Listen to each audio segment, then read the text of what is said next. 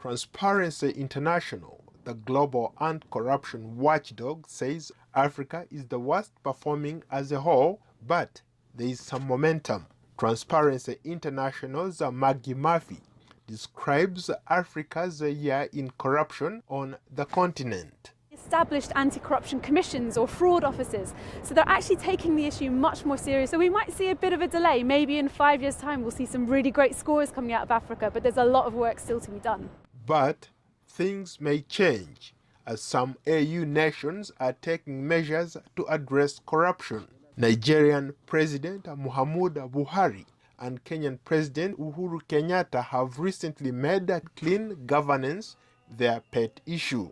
Although Buhari is taking steps to fight corruption, it remains rampant. It's important to note that President Buhari is also the African Union's chairman for anti-corruption effort. Kenyan President Uhuru Kenyatta is pledging to stomp out graft. He recently asked all civil servants, public procurement, and accounting officers to undergo a lifestyle audit. Earlier this week, at the African Union Summit in Mauritania's capital, leaders discussed corruption under the theme Winning the Fight Against Corruption, a sustainable path to Africa's transformation. Mauritanian President Mohamed Ould Abdelaziz, host of the summit, stressed that Africa must stomp out corruption to spur development and for the well-being of the continent's people. The current chairman of the African Union, Rwandan President Paul Kagame, has also been praised for his fight against corruption in public offices. During the summit, which was overshadowed by security failings in the Sahel, the leaders held discussions on several important issues.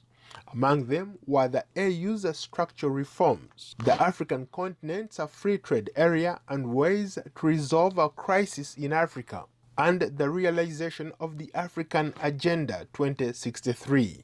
The leaders also discussed setting up a mechanism to return stolen money, which was largely pressed in tax havens abroad.